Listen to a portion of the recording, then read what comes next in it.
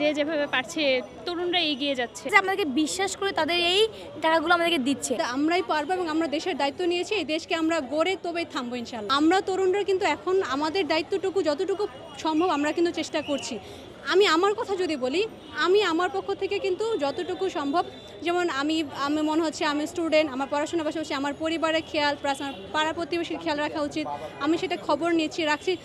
এই যে এইটুকু একটা কাজ, সেইটা যে একটা জাগ্রত বোধটা, সেটা কিন্তু আমি মনে করি যে এটা সবসময় অব্যাহত রাখবে।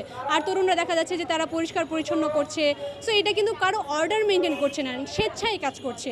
তো আমরা দীর্ঘ অনেক দিন থেকে দেখতে পাচ্ছি তরুণরা না খেয়ে না দিয়ে একদম মানে কীভাবে ট্রাফিক পালন থেকে শুরু করে সব কিছু করছে। সো এই যে একটা মানসিকতা, এই যে একটা বোধটা, এইটা কিন্তু মানে দেমে যাওয়ার জিনিস না। এইটা যদি দেমে যেত তাহলে কিন্তু 2 দিনে শেষ হয়ে যেত। আমাদের যেটা বলে যে অলস জাতি আমরা, এরকম শুনেছি, অথবা মোবাইলের যুগে আমরা ডুবে যাচ্ছি, এরকম না। সেটা তো একবার প্রমাণ করেই দিলাম। আরও এখনও আপনারা দেখছেন যে যে যেভাবে পারছে তরুণরা এগিয়ে যাচ্ছে, এবং অন্যান্য এই যে সবাইও আমাদেরকে সাপোর্ট দেওয়ার জন্য এগিয়ে আসছে। সো সবার সাপোর্টেই আসলে আমরা খুব ভালোভাবে এগিয়ে যাচ্ছি। মানে পরিবারের বাইরে এসে এই যে এত ছেলে মেয়ে একসঙ্গে কাজ করার বিষয়টা অনেকে অনেকভাবেই দেখেন, কিন্তু আপনার পরিবার কিভাবে দেখছে? আমার পরিবার অনেক সাপোর্টিভ। এই 5 আগস্টের পরে যাই হচ্ছে সব কিছুতে পাঠাচ্ছে, কিন্তু 5 আগস্টের আগে কখনোই আন্দোলনে যেতে দেওয়া যাবে না, এটা করা যাবে না, ওটা করা যাবে না, রাস্তায় এত সমস্যা। তার মধ্যেও আবার 3 দিন বের হয়েছিলাম পরিবারকে না জানিয়ে, টিউশনের কথা বলে বের হয়ে এরকম আন্দোলনে আসতাম। আমাদের ইস্ট ওয়েস্টে রামপুরের ওইদিকে অনেক ঝামেলা হতো, সো ওইখানে আমরা আন্দোলনে গিয়েছিলাম। তো এখন আবার কিছু বলে না, সন্ধ্যা পর্যন্ত কাজ করে, বা কাল যেমন রাত 9:30 8:30টায় গিয়েছি, কিছু বলে নেই।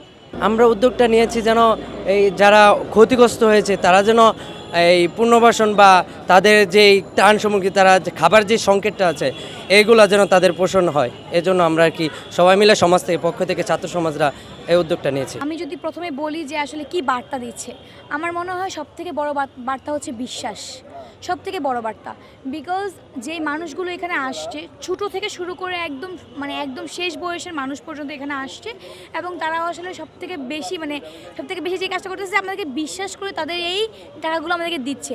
বন্যা যে ওয়ার্ডটা আছে সেটা কিন্তু আমাদের কাছে নতুন কোনো শব্দ না, গত বছরও হয়েছে, এর আগেও হয়েছে, প্রতি বছরই হয়। কিন্তু এইবার আসলে আমাদের এই ব্যতিক্রম কার্যক্রম আপনারা নিজের চোখে দেখতে পাচ্ছেন, কারণ এতদিন তারা বিশ্বাস করার কোনো মানে বিশ্বাসের জায়গাটা ছিল না, ওরা ওইভাবে কোনো জায়গায় কোনো কন্ট্রিবিউশন রাখতে পারে নাই। আমাদের বার্তা একটাই যে আপনারা যেহেতু আমাদেরকে বিশ্বাস করেছেন, আমরা চেষ্টা করবো আসলে সেই বিশ্বাসের মর্যাদা রেখে পরবর্তীতে যে কোনো দুর্যোগ, যে কোনো কাজ, যে কোনো আন্দোলন, সব কিছুতে আমরা একদম স্বতঃস্ফূর্তভাবে অংশগ্রহণ করার জন্য। 6 দিনের মোট যে টাকাটা সেটা হচ্ছে যে 7,57,600 টাকা। সেটার মধ্যে কোনো মোবাইল ব্যাংকিং বা রকেট অন্তর্ভুক্ত না, কোনো চেক অন্তর্ভুক্ত না। আমার মনে হয় নিয়ারলি 2000 ভলান্টিয়ার কাজ করছে বিভিন্নভাবে। কিছু হচ্ছে যারা এত বেশি ডেডিকেশন নিয়ে আসে, তারা সারা রাত থাকে এবং প্যাকেজিংয়ে সাহায্য করে।